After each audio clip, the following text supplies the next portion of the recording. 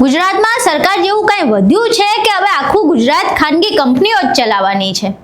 કાલ ઉઠીને એવું ના બને કે કદાચ મુખ્યમંત્રીના નામે કોઈ મોટી કંપની હોય અને મંત્રીમંડળમાં એની નાની નાની કંપનીઓ કામ કરતી હોય। આવું અમારે શા માટે કહેવું પડી રહ્યું છે અને એવું તો શું થયું ગુજરાતમાં કે અમારે આવા શબ્દોનો ઉપયોગ કરવો પડી રહ્યો છે, તેના વિશે વિગતે ચર્ચા કરવી છે। નમસ્કાર, તમે જોઈ રહ્યા છો ચક્રવાત ન્યૂઝ, હું આપની સાથે હેમલ।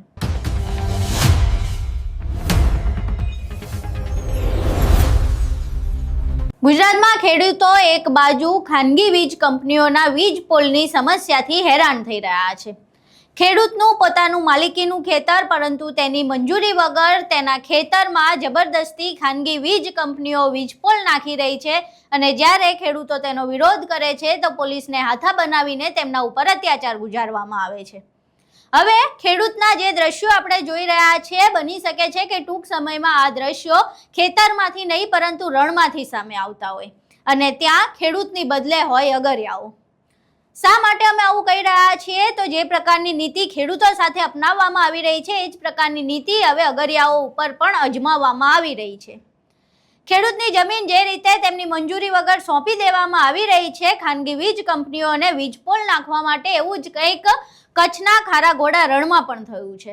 કચ્છના ખારાગોડા રણમાં 5000 એકરની જમીન જે છે એ ખાનગી કંપનીને સોંપી દેવામાં આવી છે અને તેના કારણે 140થી વધુ જે અગરિયાઓ છે તે હવે બેરોજગાર બનવાના છે। આ સમગ્ર ઘટના શું છે અને અગરિયાઓ સાથે શું થઈ રહ્યું છે, તેના માટે અમે અગરિયા હિતરક્ષક મંચના હરિણેશ પંડ્યા સાથે વાત કરી હતી, જેમાં અમે તેમની પાસેથી જાણ્યું કે હકીકતમાં 5000 એકર જમીન જે ખાનગી કંપનીને સોંપવામાં આવી છે તેના કારણે અગરિયાઓને તેની શું અસર પડી રહી છે અને ત્યાં જે અભયારણ્ય છે, ઘુડખર અભયારણ્ય, તેને આનાથી શું અસર પડવાની છે અને એવા કેટલા અગરિયાઓ છે જેના કારણે આ જે નિર્ણય લેવાયો છે તેના કારણે તેઓ બેરોજગાર બનવાના છે। અહીં સાંભળીએ હરિણેશ પંડ્યા સમગ્ર ઘટના વિશે શું કહી રહ્યા છે।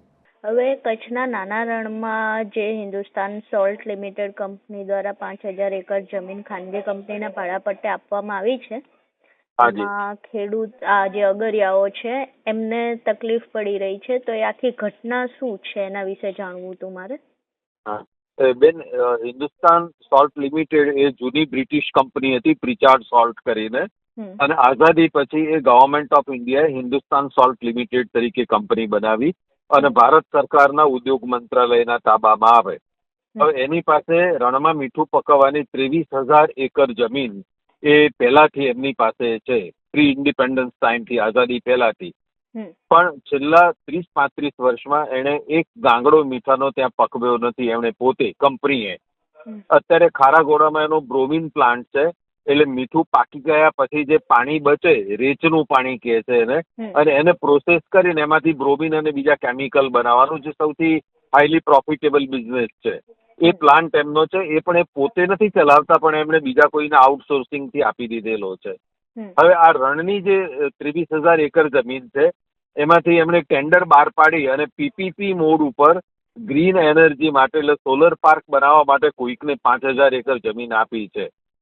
કંપનીએ એના પોતાના વિધિન કંપની, એમના બોર્ડ ઓફ ડાયરેક્ટર્સે જે રિઝોલ્યુશન કર્યું એમાં ટોટલ 15000 એકર જમીન ગ્રીન એનર્જી માટે, ગ્રીન એનર્જીના ઉત્પાદન માટે આપવાનું એમણે નક્કી કર્યું, જેમાંથી આ પહેલા ફેઝમાં 5000 આપી, હજી બીજા અને ત્રીજા ફેઝમાં બીજી 10000 એકર જમીન આપવાનું એમણે ડિસાઇડ કરેલું છે।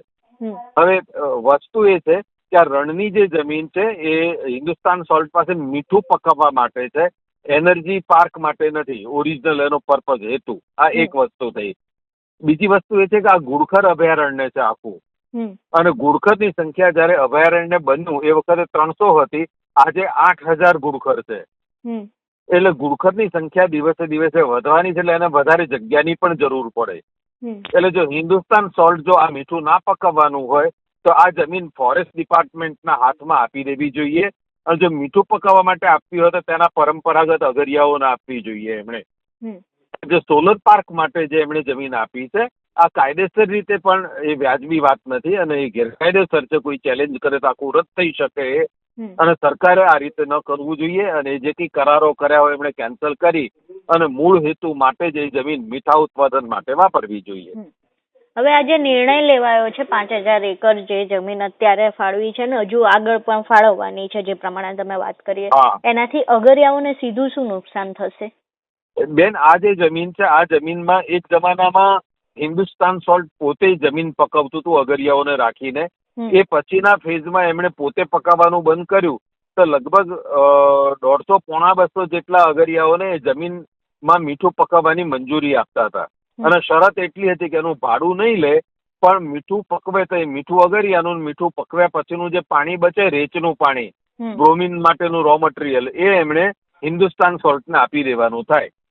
એટલે આ જમીન જો બીજા કોઈકને આપી દે તો એ જમીનમાં જે 140 અગરિયાઓ મીઠું પકાવતા હતા એ લોકોનું તાત્કાલિક વિસ્થાપન થાય. એટલે એમની રોજી રોટી બીજી જ સિઝનથી જતી રહે. બીજી વસ્તુ એ છે કે રણમાં અંદર જવા માટે ખારાગોડા વિસ્તારમાં રણમાં જવાનો રસ્તો જે છે એ રસ્તો જ આ હમણે 5,000 એકર જમીન આપી ત્યાં થઈને જાય છે. હવે ત્યાં જો તમે મોટા પાળા બનાવવાના હોય તો અગરિયાઓને રણમાં જવાના રસ્તા અવરોધાય. એક મોટો પાળો બાંધવાથી આ વિસ્તારમાં જે ચોમાસાનું પાણી રાજસ્થાન અને ઉત્તર ગુજરાતની નદીઓનું અહીંથી અંદર જાય છે અને કચ્છના અખાતમાં મળે છે, પાણીનો રસ્તો પણ અવરોધાય. અને ત્રીજું, ઘુડખરનો અવર જવરનો રસ્તો અવરોધાય. એટલે માત્ર અગરિયાને તો સીધું નુકસાન, પણ આમાં ઘુડખરનું પણ નુકસાન છે. અને પાળો બાંધવાથી એ પાણી જે ચોમાસાનું સરસ્વતી, રૂપેણ, ખારી નદી, બીજી બધી જે નદીઓ છે, નદીઓના પાણી આ પાળાથી રોકાય તો ગામોમાં એ પાણી ખેતરોમાં ચોમાસાના પાણી ઘૂસવાની પણ શક્યતા છે. હવે અગરિયાઓ દ્વારા કે તમારા સંગઠન દ્વારા આ મામલે કોઈ વિરોધ કરવામાં આવ્યો છે કે કોઈ તમારી માંગ છે? અને ત્યાંના સ્થાનિક જે ખારાગોડાના અગરિયાઓ છે એ અગરિયાઓ પોતે જ સ્ટેન્ડ લઈ અને પંચાયત સાથે મળીને આનો વિરોધ કર્યો છે ને એમની માંગણી છે અગરિયાઓની પોતાની કે આ સરકારને જે કઈ લીઝ, સરકારે જે પ્રાઇવેટ કંપનીને લીઝ આપી છે એ લીઝ તાત્કાલિક અસરથી રદ કરવી જોઈએ. આ એક ડિમાન્ડ છે અત્યારે, અને એ જ ડિમાન્ડ ઉપર અગરિયાઓ ભેગા થઈ અને ત્યાં લડી રહ્યા છે. અહીં તમે હરિણેશ પંડ્યાને સાંભળ્યા. હવે હરિણેશ પંડ્યાએ જે પ્રમાણે કહ્યું કે 1-2 અગરિયા નહીં પરંતુ 140 અગરિયાઓને આનાથી અસર થવાની છે. આ સિવાય જે અભયારણ્ય છે ઘુડખરોનું, એ ઘુડખરોને પણ આનાથી અસર પડવાની છે. આ સિવાય જે પ્રવેશ દ્વાર છે, પ્રવેશ દ્વારની જ જમીન જે છે ખાનગી કંપનીઓને સોંપી દેવામાં આવી છે, એના કારણે ત્યાં પણ અસર પડશે. ચોમાસામાં આપણે અગરિયાઓના દ્રશ્યો જોઈએ જ છીએ કે ચોમાસામાં અગરિયાઓ કેટલા પરેશાન થતા હોય છે. તેઓ જે રણ છે એમાંથી બહાર જવા માટે પણ મુશ્કેલી પડતી હોય છે. રણમાં પણ તેઓ એટલા હેરાન પરેશાન થતા હોય છે અને જ્યારે આ જમીન વેચવામાં આવી રહી છે ત્યારે તેમને વધારે નુકસાન થશે. અને આ હજુ ફક્ત 5,000 એકર જમીન ફળવાઈ છે. આવી 15,000 એકર જમીન આપવાની છે એટલે હજુ 10,000 એકર જમીન વહેંચાશે. હવે આ સમગ્ર મામલે અગરિયાઓ દ્વારા વિરોધ કરવામાં આવ્યો છે. આ સમગ્ર મામલે અગરિયાઓ દ્વારા તો વિરોધ કરવામાં આવ્યો જ છે, પરંતુ કોંગ્રેસ નેતા એવા નવસાદ સોલંકીએ પણ આ મામલે અગરિયાઓ માટે અવાજ ઉઠાવ્યો છે. નવસાદ સોલંકીએ પોતાના સોશિયલ મીડિયા પ્લેટફોર્મ પર વિડીયો અપલોડ કર્યો હતો અને તેમણે આને ખેડૂતો સાથે થતી પ્રતાડના સાથે પણ સરખાવ્યું છે. અહીં સાંભળીએ નવસાદ સોલંકી સમગ્ર ઘટના વિશે શું કહી રહ્યા છે.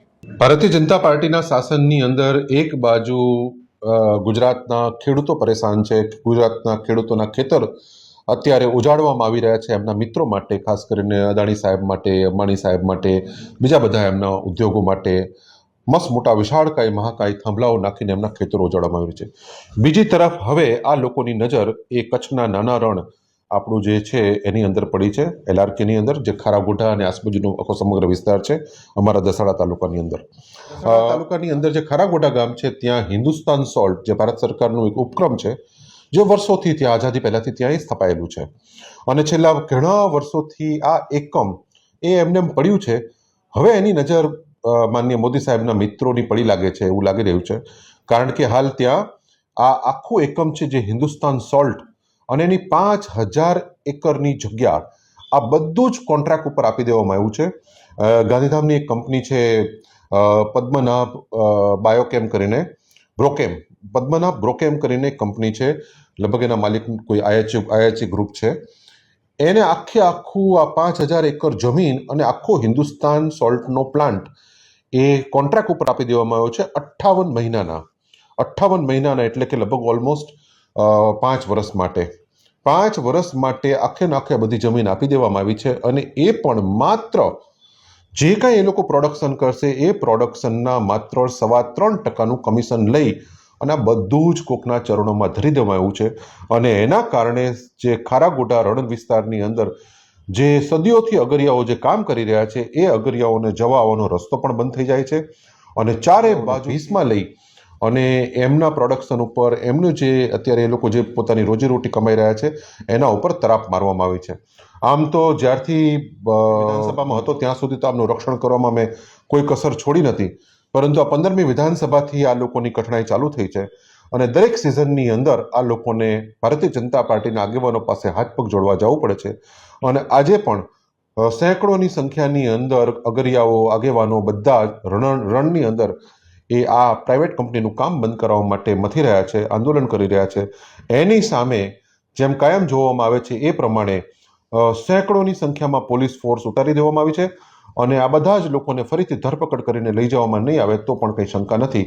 આમ જે દેશની અમૂલ્ય સંપદા છે, જે દેશની એસેટ છે, એને ખાનગી હાથોમાં ધરી દઈ અને બધા ચારે હાથે એ લાહણી કરવાનું, લૂંટાવાનું કામ ભારતીય જનતા પાર્ટી કરી રહી છે. ખરેખર ખૂબ જ નિંદનીય છે, અને આને કોઈ પણ સંજોગોમાં સાખી ન લેવાય.